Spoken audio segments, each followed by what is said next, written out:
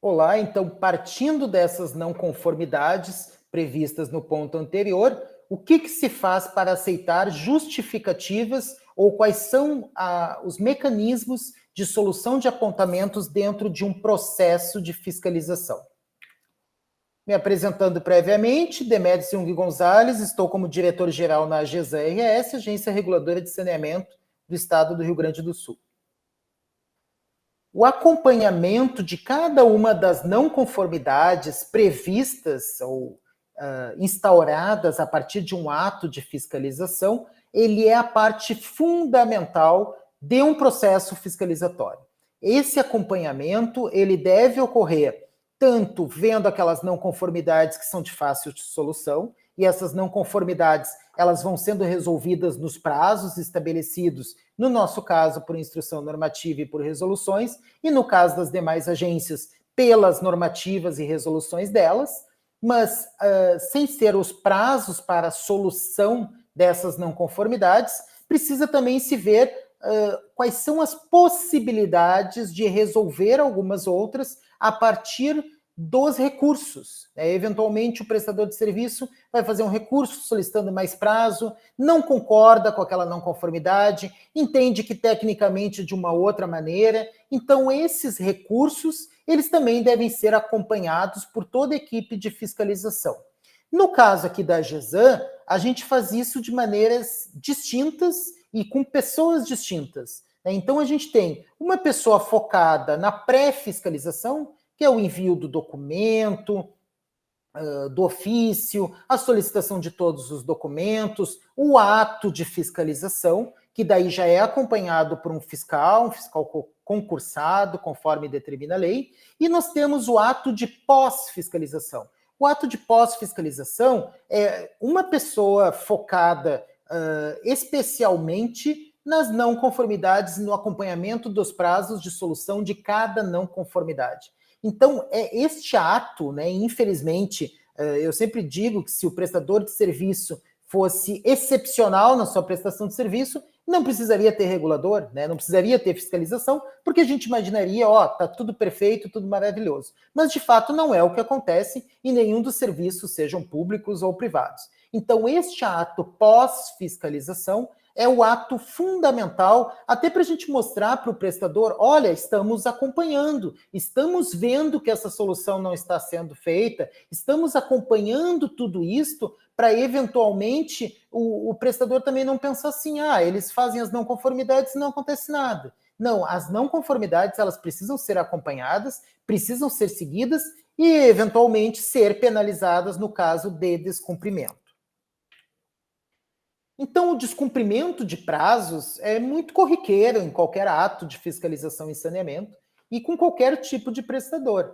E o descumprimento total ou parcial desses prazos definidos no termo de não conformidade vai ensejar a aplicação do termo de adequação de serviços, que é o TAS, que a gente está mais conhecido no Ministério Público como o TAC, o termo de ajustamento de conduta. No caso do regulador, nós adotamos o termo de adequação de serviços. E esse termo de adequação dos serviços, ele vai dizer, olha, tu não cumpriu a tua não conformidade no prazo, então nós temos que resolver, mesmo eu te aplicando multa, ou o que quer que seja, nós temos que resolver. Como que nós vamos resolver isto? O que tu, prestador, entende como melhor? O que nós, reguladores, entendemos como melhor? Então, o TAS é uma forma de resolver aquilo que não está resolvido dentro de um prazo, mesmo o prestador tendo recorrido, dizendo que aquele prazo não era adequado e a agência entendeu que era. É uma forma de resolver o problema propriamente dito. E esse TAS, ele tem que ser encaminhado para o prestador, ele é montado pelo regulador e ele é encaminhado para um prestador junto com o relatório técnico de fiscalização de acompanhamento. Quando o prestador ele resolve aquela não conformidade, pelo nosso manual, e entendemos esta ser a melhor prática, ele deve encaminhar ao regulador dizendo, olha, eu não tinha feito a limpeza do reservatório, mas está aqui o laudo de limpeza do reservatório. Então, aquela não conformidade, ela baixa do sistema, está resolvido. Eventualmente, algumas situações mais graves ou mais críticas, a gente acaba indo até o prestador novamente, fazendo uma fiscalização de acompanhamento. Então, esse TAS, ele vai estar anexo a esse relatório técnico de fiscalização de acompanhamento, que pode ser tanto uma fiscalização presencial, como uma fiscalização indireta. Um exemplo, a fatura que foi citada no módulo, no ponto anterior, não estava com o nome da agência e nem o telefone. Olha, o prestador não mandou para nós isto, mas tivemos uma fatura e do mesmo município, e nesta fatura continua não constando. Não tem o que eu fiscalizar, eu não vou lá fiscalizar para ver se realmente esta fatura não consta. Não, tenho aqui a prova de que a fatura não consta. Então, é um relatório técnico que a gente chama de uma fiscalização indireta. O prestador, a partir desse TAS que é enviado, desse termo de adequação dos serviços, o prestador tem 15 dias para responder e também justificar o porquê que não atendeu. Eventualmente aconteceu alguma situação muito grave, eventualmente houve alguma outra forma de solucionar aquele problema, então o prestador também tem o tempo, é mais uma forma dele recorrer a essa eventual penalização. Então, como exemplo, né, eu trago um plano de ação de uma não conformidade dentro do prazo.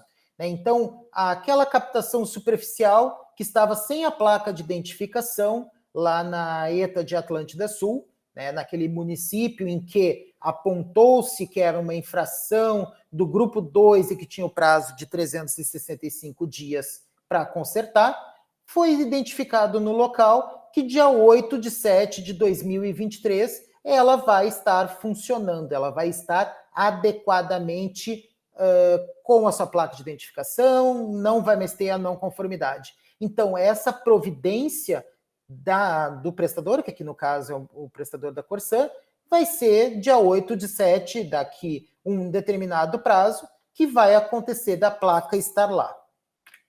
No entanto, também dentro dessas não conformidades, pode-se haver as não conformidades contestadas por parte do prestador. Então, aqui, no caso, tinha uma não conformidade 21, em que a constatação é que a drenagem da bomba estava inadequada dentro de uma estação de bombeamento de água bruta, pois havia água acumulada nessa casa de bombas e se deu um prazo de 365 dias para resolver numa infração do grupo 2. E aí a manifestação do prestador é que se trata de uma elevatória de água tratada, na verdade não é uma estação bombeadora de água bruta, da ETA tal, do município tal, e que a drenagem de água se dá através de calhas, que as instalações contam com monitoramento contra alagamento, sistema supervisório, que a ocorrência de acúmulo é eventual, faz toda uma justificativa e diz que, no ponto de vista do prestador, não é uma não conformidade. Isto aqui é avaliado pela equipe técnica da agência, que vamos supor, diz sim, é uma não conformidade. Ainda o prestador pode recorrer ao Conselho Superior, ou não. Realmente foi um equívoco, isso não é uma não conformidade, que foi o caso aqui em especial. Pronto, essa não conformidade está baixada do sistema de não conformidades desse município em especial. E também tem as não conformidades resolvidas. Né? Um exemplo, a não conformidade 25 desse município constatou que nas estruturas da estação de tratamento de água havia produtos químicos fora do prazo de validade e deu um prazo de resolver de 90 dias. E aí a manifestação do prestador, ali 45 dias posterior, já foi retirado o produto químico vencido, e aí eventualmente manda foto ou não, mas não havia mais essa não conformidade. Pronto, a não conformidade está resolvida, não haverá nenhuma penalização, né, se eventualmente foi realmente resolvida, não haverá nenhuma penalização, porque já foi resolvida, foi apontada na fiscalização, a equipe do prestador já viu na fiscalização que estava acontecendo isso, e eventualmente isso às vezes acontece no próprio ato. Olha, já vamos tirar isso aqui não é adequado, já devia ter saído, então é uma manifestação, uma não conformidade que foi resolvida previamente até o prazo. Né? Porque lembrando que esse relatório é mandado em até 45 dias, provavelmente foi resolvido até antes do prazo de 90 dias, que era o prazo máximo que a gente havia estabelecido. E em termos de quais são as penalizações possíveis, existe a penalização que é uma advertência, né, e a advertência, conforme aqueles grupos de infração estabelecidos em resolução, ela só se aplica em não conformidades do grupo 1. Né, então, são as não conformidades de natureza leve, né, desde que não haja reincidência, não é? A cada ano eu continuo com a minha advertência, a minha não conformidade leve, e eu vou ter uma advertência no ano 2022, 2023, 2024, não. A advertência ela se aplica a um ciclo, desde que seja de natureza leve e que seja uma não conformidade passível também de se resolver.